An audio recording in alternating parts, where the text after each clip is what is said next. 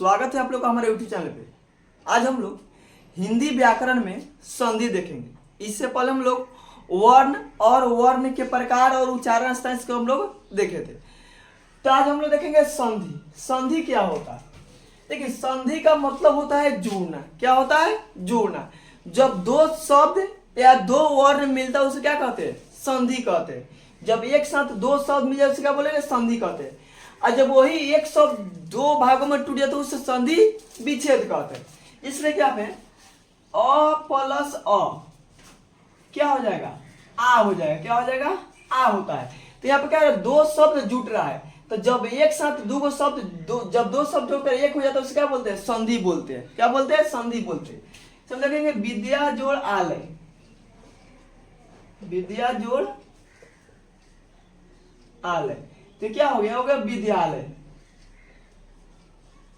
क्या हो गया? विद्यालय। तो इसमें क्या हो रहा है? दो शब्द जुट रहा है। क्या हो रहा है? दो शब्द जुट रहा है। तो जब दो वर्ण या दो शब्द मिलेगा तो क्या हो जाएगा? एक शब्द बने उसे बोलते हैं संधि। क्या बोलते हैं? संधि। देखिए संधि में क्या पूछा है? दो वर्णों के मेल से। क्या हो रहा है? दो वर्णों के मेल से होने वाले विकार को क्या कहते हैं? संधि कहते हैं। दो वर्णों के मेल से होने वाले विकार को क्या कहते हैं? संधि कहते हैं। एक नंबर में सीधे पूछेगा परिभाषा में कि संधि किसे कहते हैं। क्या रहेगा? दो वर्णों के मेल से होने वाले विकार को हम लोग क्या कहते हैं? संधि। समास इस प्रकार में चार ऑप्शन रहेगा। तो जब दो को वर्ण के मेल से रहेगा तो क्या बोलेंगे? उसे संधि बोलते हैं। क्या कहते हैं? संधि बोलते हैं। संधि का मतलब होता है जोड़ना। इसे अ प्लस अ जुटा तो आ, विद्या जोड़ आलय जुटा तो विद्यालय। इस तरह जिसे विद्या जोड़ अर्थी जोड़ेंगे तो क्या हो जाएगा? विद्यार्थी हो जाएगा। क्या हो जाएगा? विद्यार्थी। क्या हो गया? विद्यार्थी हो गया। तो जब दो शब्द जुटेगा तो उसे क्या बोलेंगे? संधि। दो वर्णों के मेल से होने वाले विकार क्या कहते हैं? संधि कहते हैं। और जब वही एक जैसे रमेश है। क्या है? रमेश है। तो टूटेगा तो हो जाएगा रामा जोड़ ईश। क्या हो गया? रामा जोड़ ईश। तो जब एक शब्द दो को भाग में बटे तो क्या बोलेंगे? संधि विच्छेद। क्या होगा? विच्छेद कहलाता है। और जब दोनों जुटेगा तो क्या होगा? संधि कहलाता है। देखिए संधि के भेद। वर्ण के आधार पर संधि के तीन भेद है। वर्ण के आधार पर संधि कितने प्रकार का होता है? तीन प्रकार के। एक नंबर में ये पूछता है कि वर्ण के आधार पर संधि के कितने भेद है?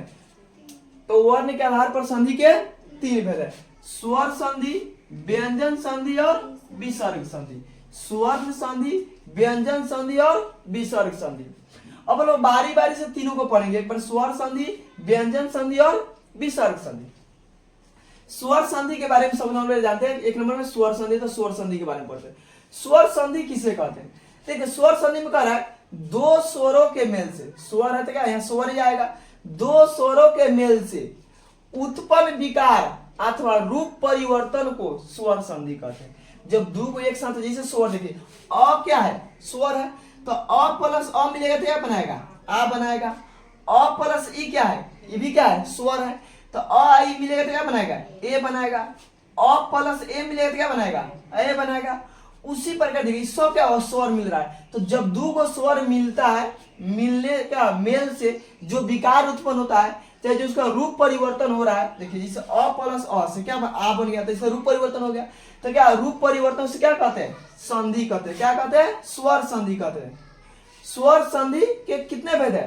पांच भेद है। स्वर संधि कितने भेद है? पांच भेद है।